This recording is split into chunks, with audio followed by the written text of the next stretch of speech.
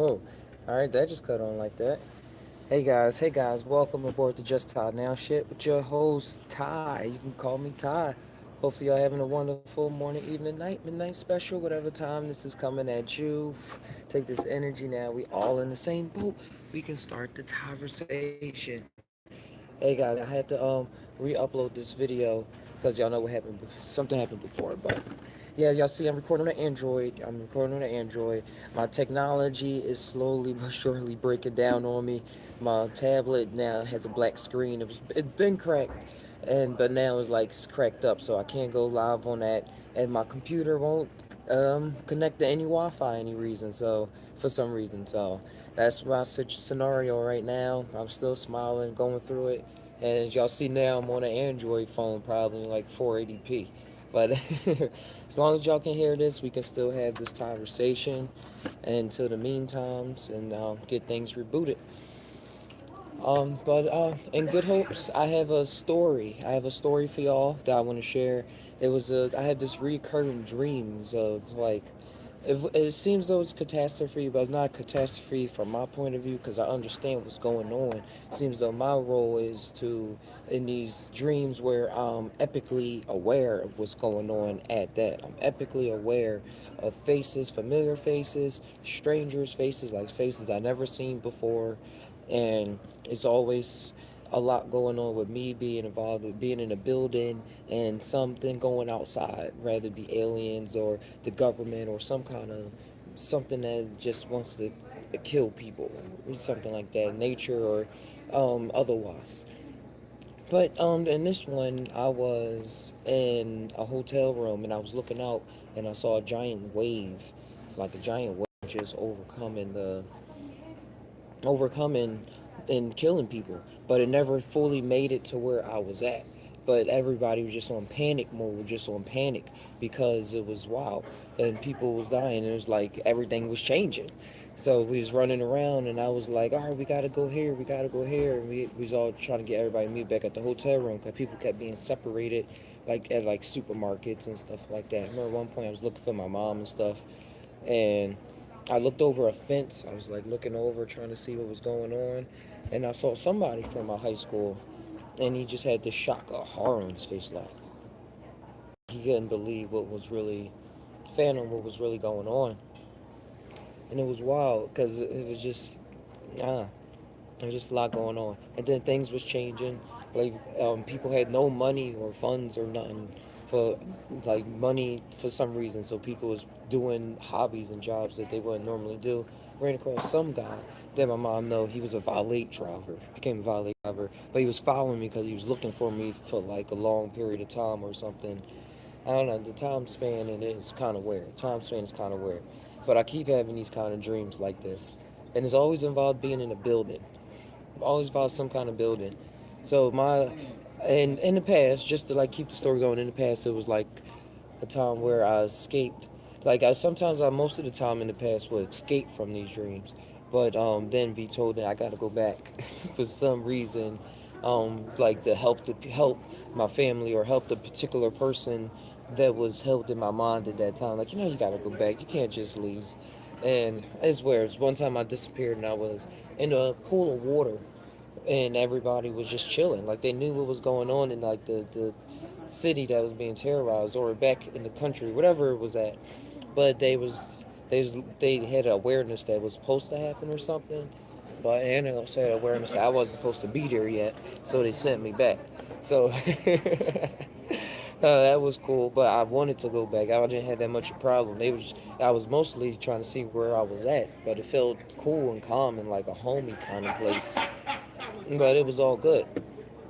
But I don't know. My interpretation though, besides the catastrophes, because it can be like a catastrophe from one point of view, it can be like a kind of something that's going to go on because I'm highly aware in it. So one view is that it's just something in the future because I see in a lot of movies and other people events dream events is like something's probably going to happen pretty soon. Like that, we all had that kind of interpretation, like the transcendental object at the end of time that Terrence says is slowly approaching, or the time where the level of human consciousness is finally going to evolve up a bit, is finally approaching. And what that's going to mean is a bunch of chains that's been holding us down, or that we been holding on to ourselves, that we created ourselves, are finally going to be detached, and new ideas are finally going to be able to manifest in this reality, or the crazy loony, well, the ideas that we already know exist in our feelings and hearts is going to be able to manifest in this reality.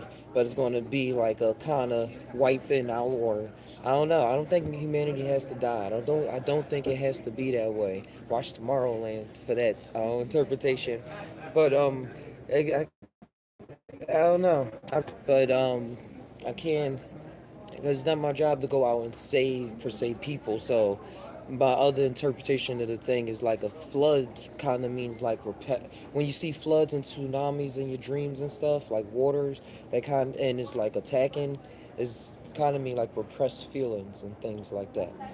And that could have been seen in how certain people I was seeing from my high school and things, or I really don't know. I'm going deeper into it because I woke up at 2:22 out of the dream, and I was trying my best to recollect everything so I wouldn't forget, and then go back into the. And I was able to go back into the dream, and I was put right back in the spot where I left off at, just running around and saying, "Oh, where's this person at? We make sure we got this person and go get that person and go get that person," and things like that.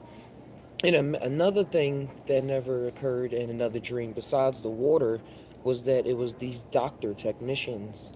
And like I had the thought of like people that go out on the field, like the emergency. I guess when I woke up, when I thought back on it, but in the time it was just doctors and they was helping people. And I was fighting like a call inside of me. It felt like to want to join them. I was like, I don't want to do that. But then eventually I did. And I was like, all right, I want to join. I want to be like, I don't know what term it was, but it just came back as doctor or nurse or something.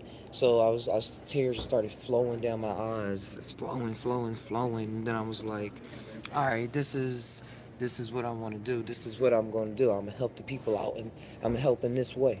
And that was like my skill or duty for that moment. But it felt like such a release of anxiety or pressure. I don't know, it's weird. It was cool. It was coolly weird because I was inviting that moment. It felt as though I actually made that choice to be the doctor or be that person that was going to help the people in that sort of way. Like I deliberately made that choice. Like I could have just did something else.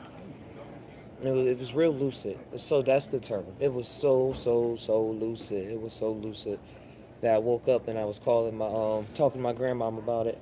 But her interpretation was kind of different. It was the religious interpretation of the water being the Holy Spirit and God to calling me back to his calling to do what he wants me to do for him. And I accept that interpretation. I accept all interpretations, but I still hold my views and ways of looking at things as well as well. Y'all know how we just tie. Remember, just ties when you combine your mind with your heart, connect those two circles, you let whatever comes out come out. And that means not just what you feel, it's not just what you're thinking, it's just all your whole total being just being displayed and being the conversation, being the voice. And letting go all those trauma filters and whatever filter you have and just letting it come out however it is that it comes out. Yeah,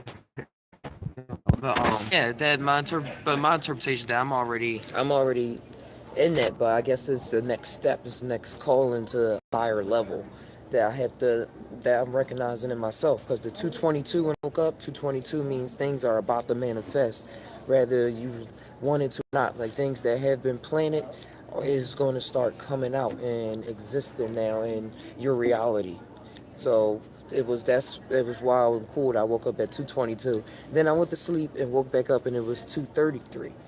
So that's wild. That's like that means it's here. Something is here. Something that's going to erupt and change and tie. Like right now, I don't even want to go by Captain Naga. Like the Naga saga is dissipating. Now it's tie. This is tie. So this is it's amazing, it's glorious, and I'm glad that I could share this experience with y'all.